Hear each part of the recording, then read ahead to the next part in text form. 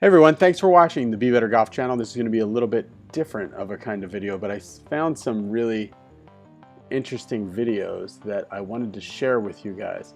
Recently on the channel, you saw this video with Tiger Woods from 2000 talking about the feeling that he had that won the Tiger Slam. So in the video, Tiger said he felt like his hips were staying and the arm was going in front of him. That's the look that he used to have where he got stuck. And this is the new feeling he has now. Let's see if we can go to, there it is. So you can see a major difference. If you know what to look for, you can see a major difference between Tiger's old stuck swing and this swing where he felt like his arms were winning the race. And there's a lot of other teachers and stuff teaching that. On the flip side of that, we heard, and this is why golf is so confusing sometimes, because you hear a lot of different things. And you hear a lot of teachers talk about the golf swing is all about rotation, and it's the big muscles, or it's the hips that pull the shoulders that then pull the arms, and then the hands fling it in like that, or the arms are just along for the ride. That was the main thing. So are the arms just along for the ride? So let's check that out. There's some things that we can see, and this isn't definitive, but it's kind of a fun examination of whether the arms are just along for the ride. So let's check out a tour pro that everybody knows. Congratulations, Rickie Fowler, just getting engaged. Okay, so this is Rickie Fowler's swing back in 2015. And let's just watch Rickie's swing. And what we're talking about here is the transition. The transition, in my opinion, is the most difficult part of the golf swing to master, and it's also probably the most crucial thing to get. If you have a bad transition, you're gonna really struggle at golf. I have some other opinions about that too, but let's just move on. Okay, so this is in slow motion, and even in slow motion, it's hard with the golf swing to really see what's actually happening, because we can't tell the motor control that Rickie's body is feeling or what's making what happen. So this is Rickie's swing. So you could watch that, and the thing that you always see on TV analysis is this cranking there. See how Rickie, X factor wise, Rickie's lower body separating from the upper body. And a lot of people equate that to a lot of speed. And then a lot of scientists have said that X factor is something that happens, but it's not something that creates any speed, really. It doesn't translate to the golf club. These guys from the Australian Institute of Sports and some other people. Anyway, so what we're talking about is the transition and whether or not the arms are just along for the ride. Because right now you just look at that and you could hear one golf coach say, yes, they're just along for the ride. You can see it right here. It's obvious. Or you could have another golf coach say, no, the arms are being very active in that downswing. And you could, with the correct type of speaker, you could be convinced of either one, right? But something cool that Rickie did that we're going to pull up here is he went on the gear system. So this is Rickie's driver swing here on the gear system. So the gear system, it's many dots on the feet, on the club head, up the shaft, on the knees, on the hips, on the hands, on the head, many dots, and it's actually optically tracked, which Gear says optical tracking is better than inertial tracking. It's just really accurate. So this metric that we have highlighted here is left arm adduction, okay? So left arm adduction, so this is adduction. Basically, let's see this image here. So this is adduction, so horizontal adduction. So it's the amount that the arm, when it goes away and towards the center of your body. So here's the center of your body, and it's going away and towards. So this measurement that Gears has lit up here is left arm adduction. So so about 90 degrees is the arms directly, the hands directly in front of the sternum, directly in front of the chest, okay? So Rickie's making his backswing. It looks just like it did. You can really tell somebody by their swing. I mean, it looks like Rickie Fowler's swing. Rickie's making his backswing, and so let's go to the top of Rickie's backswing, and it gets to about 77. So where is Rickie at the top? So here's the picture of Rickie Fowler at the top. Thank you, Rickie. So here's Rickie at the top, and on gears, here's Rickie at the top. So Rickie is 77 degrees left arm adduction here.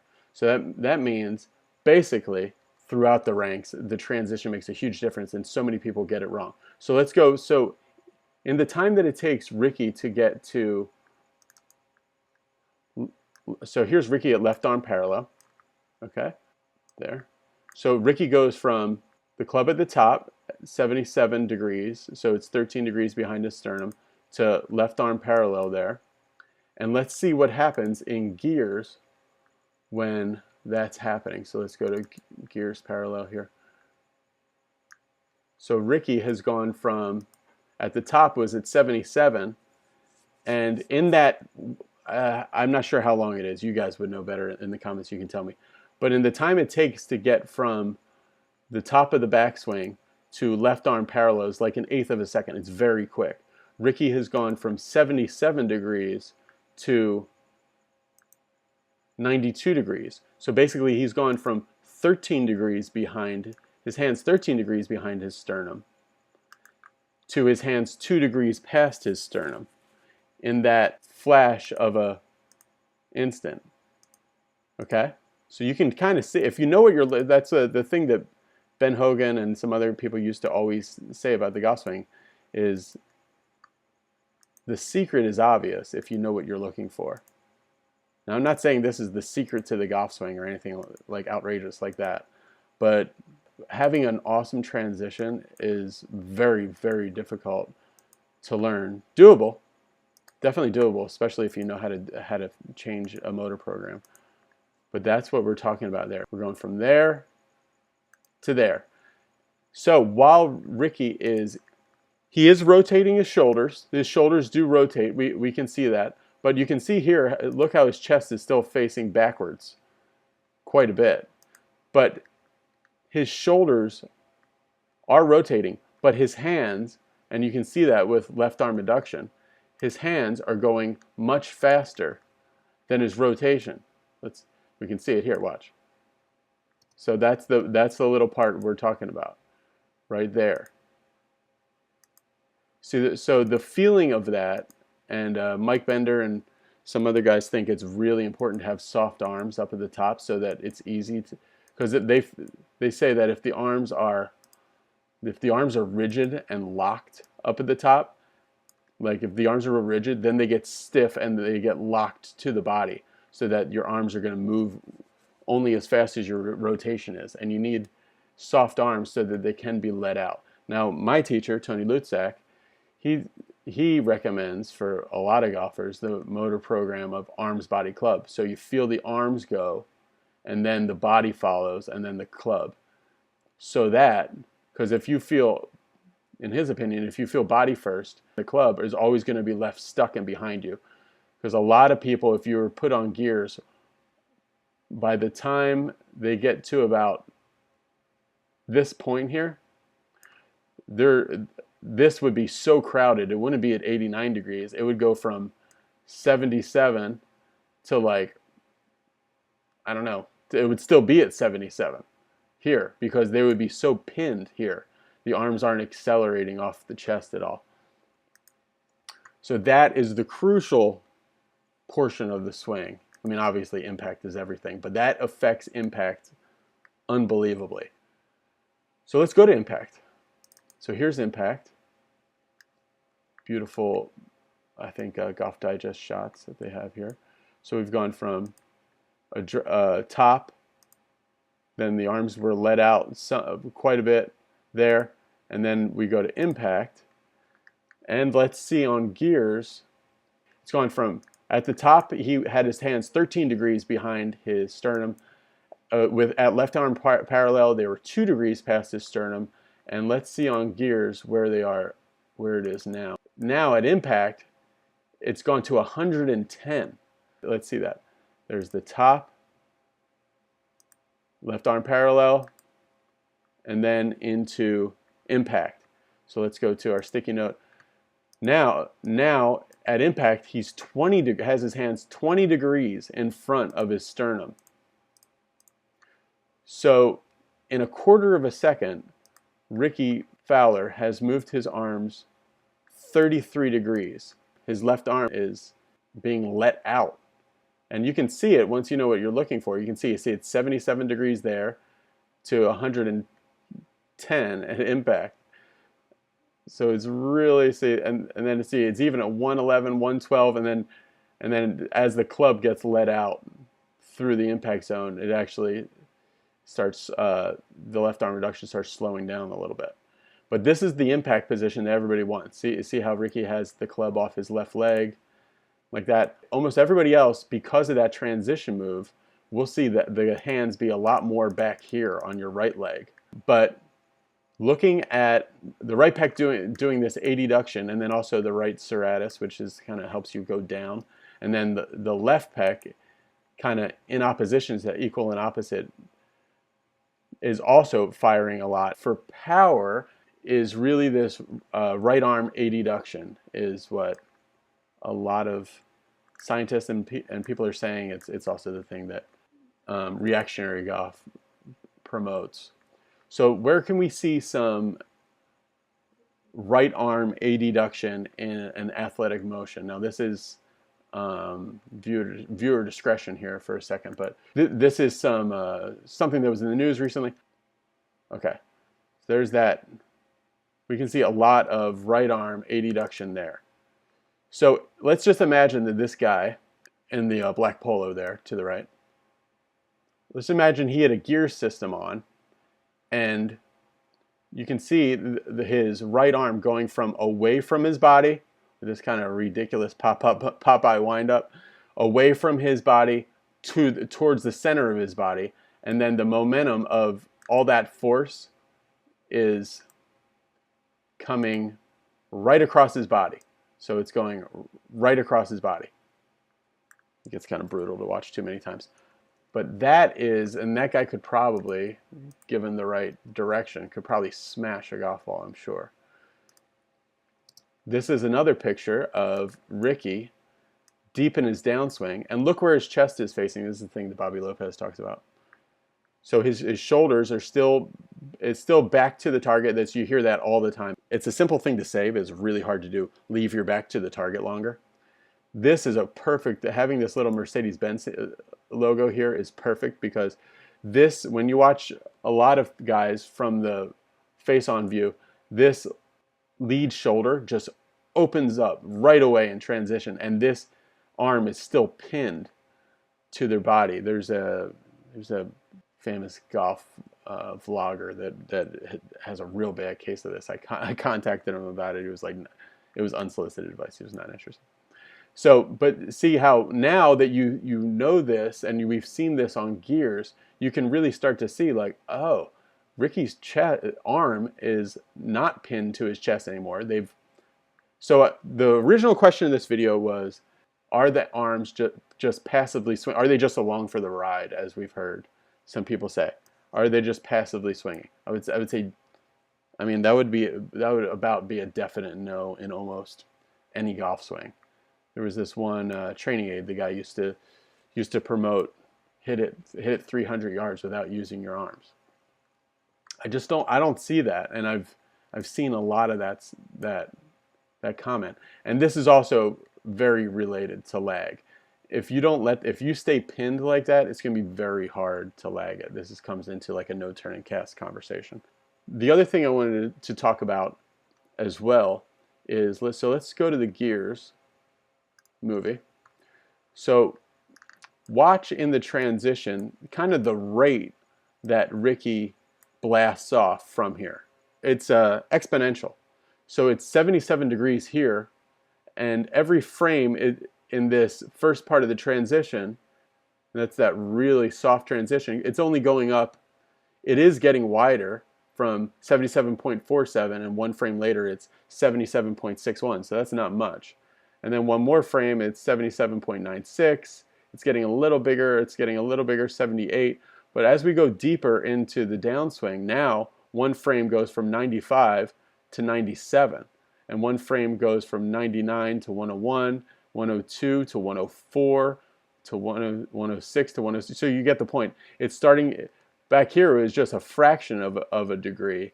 And up here, it's really getting off the chest exponentially bigger. It's 2 degrees in this area here. Other guys has called that area right here where it's getting the most acceleration. They've called that, instead of a circle, they call that the bubble in the circle. So right about here is where the most acceleration is. And we can actually see that a little bit in our knockout video, where there's the speed's there, but it's kind of relaxed there. But the most speed is right there, about 3/4 of the way to impact. And then it really comes across. So that transition is really crucial, and a good image to think about that transition is one of our symbols of national pride here in America, the space shuttle. I don't think they're flying anymore anyway. Watch how when the space shuttle takes off and they let go of the brakes, the rig that's hanging onto it, it doesn't take off like a bottle rocket, just immediately. It almost kind of hovers, and so it's getting off the ground. So in that first 3 seconds, it's only gone like 100 feet. Let's just talk miles per hour, because I am not a rocket scientist. I don't know much about this. It's more just for a visual. So here, when it's first going, it's going like 25 miles an hour. Then it's going double that pretty soon. Then it's going double that pretty soon. And before you know it, it's gotten, once it's like to the height of like, let's say 2 Empire State Buildings, now it's going like 300 miles an hour. So it's getting exponentially faster. So see that little kind of hover zone there where it's moving pretty slow, even though there's like millions and millions of torque pounds of thrust. It's moving kind of slow, and then it blasts off. That's kind of how I want you to think about the transition. The arms are being slowly let out, but every second is faster than the one before it, with kind of the maximum ADduction coming about there. You can go all the way, and then of course swinging all the way through. And then a lot of people will say once the handle is gotten about waist high, that's when you can really start using your body. See Rickie's body posting up? Really using your body well. Now a lot of people talking about the body. Here's my friend whose swing is much better now. I'm not calling him out or anything, but this is my good friend Michael. And you can see Michael in transition. How does that look different than Rickie's? Now, would you say Michael's all arms, or is he using too much body? Now that we've talked to this, because he's been told he's all handsy and all arms before. At that left arm parallel position, he's going to be a lot more between there and there, between his top and left arm parallel. He has not gotten it accelerated. He's using a lot of rotation and spinning. So that's why Michael's had a lot of great success with the flamingo drill and helping him develop, and also left arm only swings. Flamingo drill and left arm only swings helping him develop his arm swing. Hopefully you can see how the transition affects your impact. So here's Rory He, a guy that I'm working with on the Asian tour, consulting with or whatever, just going back and forth with a little bit. The impact is affected by what happened in the transition. So if you're stuck and pinned, then your hands aren't going to be out here at impact. They're going to be a lot more back here, and that just really wreaks havoc on your impact conditions and everything else. So the top to impact, and now you can see the arms aren't just along for the ride. They're actively going. There will be exceptions that prove the rule, and guys like Patrick Reed, you'll probably see this even more, but guys like Dustin Johnson and people with different physicalities, they're going to do it everybody's going to do it a little bit different. But I definitely would not recommend just getting to the top, leaving your arms alone, and just rotating. Oh, and then yeah, this is I'll put me in there too. So impact. So we're up here on, this is an iron shot where you're trying to get this angle here to there.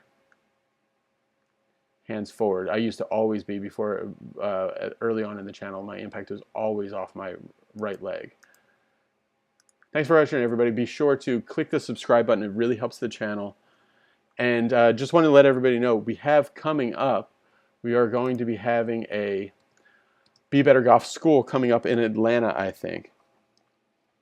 At the end of August, around the 19th or so, we are going to be doing, at a very nice country club, we are going to be basically renting out the entire course of this country club for an amazing Be Better Golf School in Atlanta.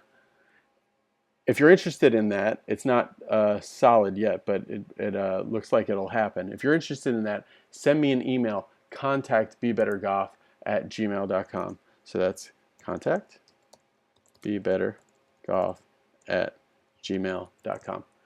And let me know that you're interested in that. Thanks for watching, everybody.